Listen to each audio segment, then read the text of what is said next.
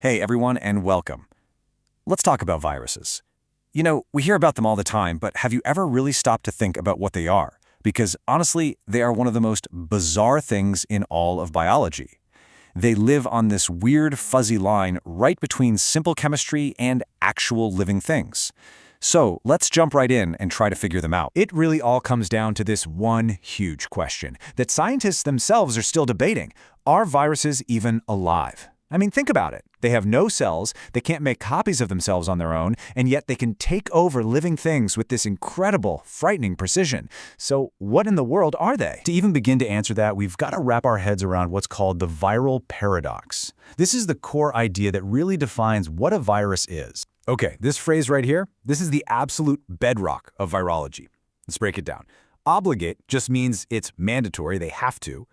Intracellular means inside a cell. So they are parasites that must live inside a cell. They are the ultimate squatters. They show up with basically nothing. No tools to make energy, no factories to build parts. They have to invade a living host cell and use all of its stuff to make more of themselves. This comparison really makes it crystal clear. You've got bacteria, which are fully fledged living cells with all their own gear, and then you've got viruses, which are basically just a set of genetic instructions packed in a protein suitcase. And notice this key difference right here. A virus has DNA or RNA, but never both. That fundamental distinction is exactly why antibiotics are completely useless against a virus. Antibiotics are designed to attack bacterial machinery, things viruses simply don't have. It's like trying to sink a submarine with a can opener. Wrong tool for the job. So what are these tiny hijackers actually made of? Let's, metaphorically crack one open and take a look inside. Scientists call the complete infectious virus particle a virion. Right at the very heart of the virus is its genome. This is the hijacker's blueprint. As we said, it can be DNA or RNA, it can be a single strand or a double strand, a straight line, or a circle. But what's really wild is that some viruses, like influenza, have what's called a segmented genome. It's broken up into different pieces. This makes it super easy for them to shuffle the deck and mix and match parts, which is a huge reason why they evolve so fast. Wrapping around that blueprint is the capsid. Think of it like an armored vehicle. It's this tough protein shell made of little repeating units. But it's not just armor, it's a multi-tool. Its first job is to protect the genome. Its second job is to act like a key, latching onto the correct host cell. And its third job, it's the main thing our immune system sees and learns how to attack. And the way these protein shells are built is just an architectural marvel. A lot of viruses have what's called icosahedral symmetry, which forms this perfect 20-sided solid. It really is like a tiny geodesic dome. It's an incredibly strong and efficient way to build a container from a few repeating parts. Others have a helical shape, like a spiral staircase, and some are just called complex because, well, they're just weird and don't fit the other patterns. Now, some viruses have one more layer, an extra trick up their sleeve, the envelope. And this is basically a stolen disguise. It's a fatty lipid membrane that the virus literally steals from the host cell's own outer membrane as it breaks out. And stuck into this stolen coat are the virus's own proteins, which pop out like spikes.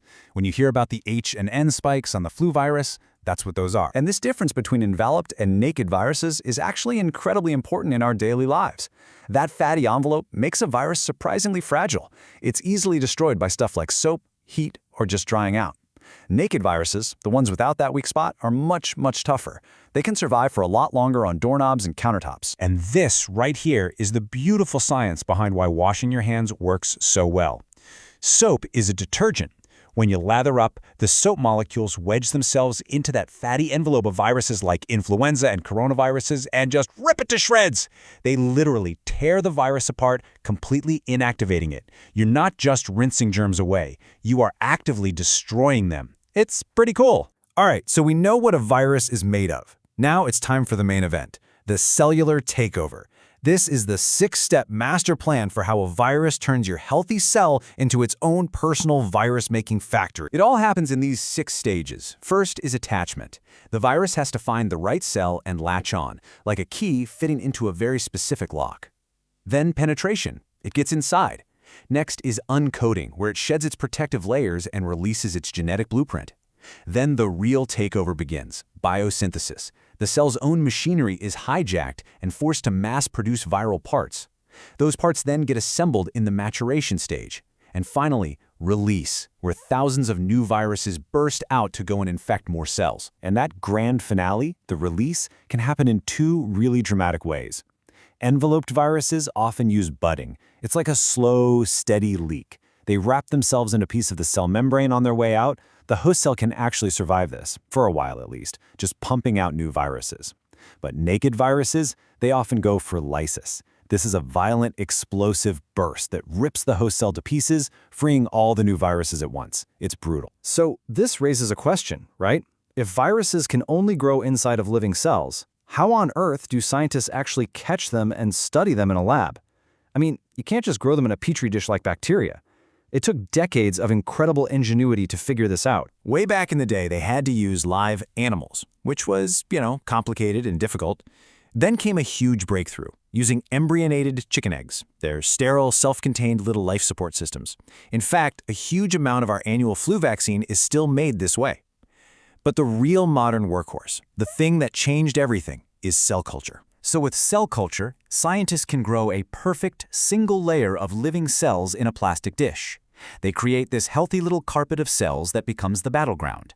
The virus can't grow in the nutrient liquid, but it can grow in this living carpet. And this is how they see the invisible. After they add the virus, they wait and watch. They're looking for what's called the cytopathic effect, or CPE. It's the visible footprint of the viral damage. The cells start rounding up, shrinking, pulling apart. It's the evidence left at the crime scene.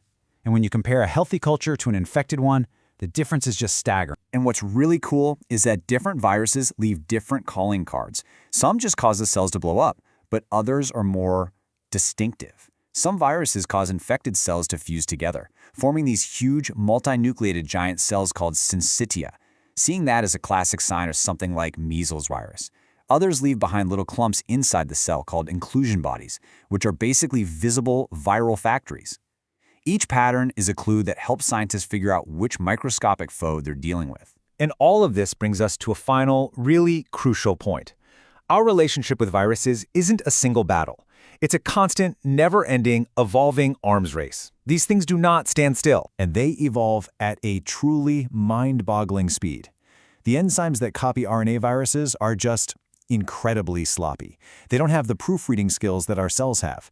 This means their mutation rate can be over 1 million times higher than our own. 1 million. That rapid-fire evolution is the exact reason you need a new flu shot every single year.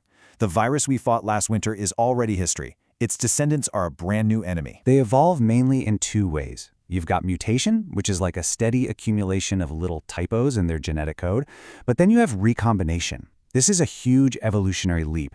It's what happens when two different but related viruses infect the same cell at the same time and literally swap huge chunks of their genetic material. This can create a completely novel hybrid virus overnight, and it's how some major new pandemic strains can suddenly appear. So as we finish up, I want to leave you with this thought. When you consider their incredible speed, their mastery of hijacking life itself, will we ever truly win this fight? Or are we just locked in a perpetual, evolving dance with them, where we are constantly adapting to their next move, and they're adapting to ours? It suggests that maybe it isn't a war to be won, but an arms race, where understanding the enemy is and always will be our greatest weapon.